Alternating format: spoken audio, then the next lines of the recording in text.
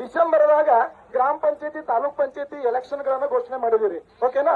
Code of conduct ಆಗ್ತೀರಿ, ನೀತಿ ಸಂಹಿತೆ ಜಾರಿ ಮಾಡ್ತೀರಿ. ಮತ್ತೆ ನಿಮ್ದೊಂದು ರೂಲ್ಸ್ ಅದ, ಏನ್ ಗೊತ್ತಾ? ನೀತಿ ಸಂಹಿತೆ ಜಾರಿ ಆದಾಗ ಕಾಲ್ಫಾರ್ಮ್ ಆಗ್ಬಾರ್ದು. ನಾಟಕ ಮಾಡ್ತೀರಿ. 4 ವರ್ಷ ಇತ್ತು, 4 ವರ್ಷ ಇತ್ತು, ಯಾವ್ದು ನೇಮಕಾತಿಗಳಾಗಿಲ್ಲ. ಇಲ್ಲೇನ್ ಬಂದಿರ್ತಾರಲ್ಲ ಬಿಸಿಲಾಗ, ನಿಮ್ ಮಗಳು, ನಿಮ್ ಬೇಕಾದವರು ಹಿಂಗ್ ಬಿಸಿಲಾಗ ನಿಂತಿದ್ರೆ ನಿಮಗಾರ ಆಗ್ತಿತ್ತು.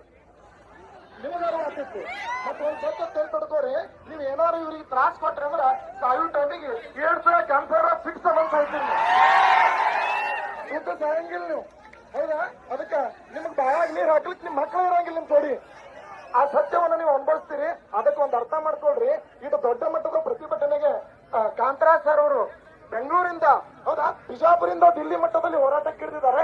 ನಮ್ಮ SB ಶ್ರೀರಾಮ್ ತಂಡ ಮತ್ತು ಎಲ್ಲಾ ಶಿಕ್ಷಕರು, ಈ ಸಂಸ್ಥೆಯ ಬಿಜಾಪುರದ ಎಲ್ಲಾ ಸಂಸ್ಥೆಯ ಮುಖ್ಯಸ್ಥರು ಅವರೊಂದಿಗಿದ್ದಾರೆ. ಅದಕ್ಕಾಗಿ ನಾವು ಹೋರಾಟ ಮಾಡ್ತೀವಿ, ಕೇಳ್ತೀವಿ. ಮತ್ತೆ ಒಂದೊಂದು ಅರ್ಥ ಮಾಡ್ಕೊಳ್ರಿ ಸರ್, ನೋಟಿಫಿಕೇಶನ್ಗೆ ರೂಲ್ಸ್ ಇದೆ.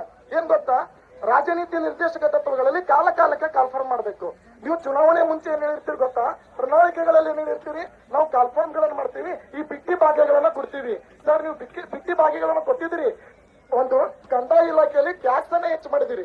ಓಕೆನಾ? ಒಂದ್ ಕಡೆ ಏನೋ ಮಾಡಿರಿ, ಮತ್ತೊಂದ್ ಕಡೆ ಏನೋ ಮಾಡಿರಿ. ಬಟ್ ನಮ್ಗೆ ಅದು ಏನೋ ಬೇಕಾಗಿಲ್ಲ. ಇವತ್ತ ನಾವು ಊಟನೂ ಬಿಡ್ತೀವಿ, ನೀರು ಬಿಡ್ತೀವಿ.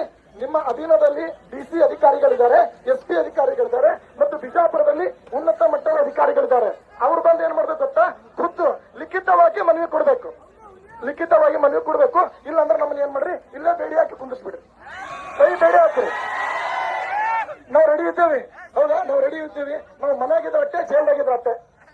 ಒಯ್ರಿ ಜೈಲಿಗೆ, ಇಲ್ಲಿಗೆ ಜೈಲ್ನ ಒಯ್ದು ಹಾಕ್ರಿ. ಯಾಕಂತಂದ್ರ ಇಲ್ಲಿ ಇದ್ದಂತ ವಿದ್ಯಾರ್ಥಿಗಳಿಗೆ ಎಷ್ಟೋ ಪಾಪ ಬೆಳಿಗ್ಗೆಯಿಂದ ನಾಷ್ಟ ಮಾಡಿಲ್ಲ, ಊಟ ಮಾಡಿಲ್ಲ, ಹೌದಾ? ಮತ್ತೆ ಲೈಬ್ರರಿ ಕಟ್ಲಕ್ ಫೀಸ್ ಇಲ್ಲ, ನೀಟಾಗಿ ಹೊಸ ಬಟ್ಟೆ ತಗೊಂಡಿಲ್ಲ ಯಾರು. ತಂದೆ ತಾಯಿಗೆ ಒಂದು ಮಾತು ಕೊಟ್ಟಿದ್ದಾರೆ, ನಾನು ಕಾಕಿ ಹಾಕೊಂಡ್ ಬರ್ತೀನಿ, ನಾನು ರೆಡ್ ಲೈಟ್ ಕಾರಲ್ಲಿ ಬರ್ತೀನಿ ಅಂತ ಮಾತು ಕೊಟ್ಟಿದ್ದಾರೆ.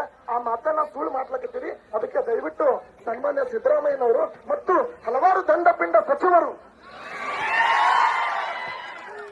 ಆ ಮಧು ಬಂಗಾರಪ್ಪ ಅಂತ ಅದನ, ಆ ಮಧು ಬಂಗಾರಪ್ಪಗ CPSR ಅಂದ್ರೇನು, HSR ಅಂದ್ರೇನು, ಕಾಲೇಜ್ ಅಂದ್ರೇನು, ಹೈಸ್ಕೂಲ್ ಅಂದ್ರೆ ಗೊತ್ತಿಲ್ಲ.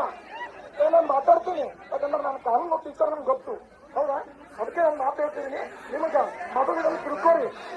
ಇದನ್ನು ತಿಳ್ಕೊಂಡು ಏನ್ ಮಾಡ್ರಿ, ಮೊದಲ ನೀವು ಸರ್ಕಾರದವರು CM ಅವ್ರು ಏನ್ ಮಾಡ್ಬೇಕು ಗೊತ್ತಾ?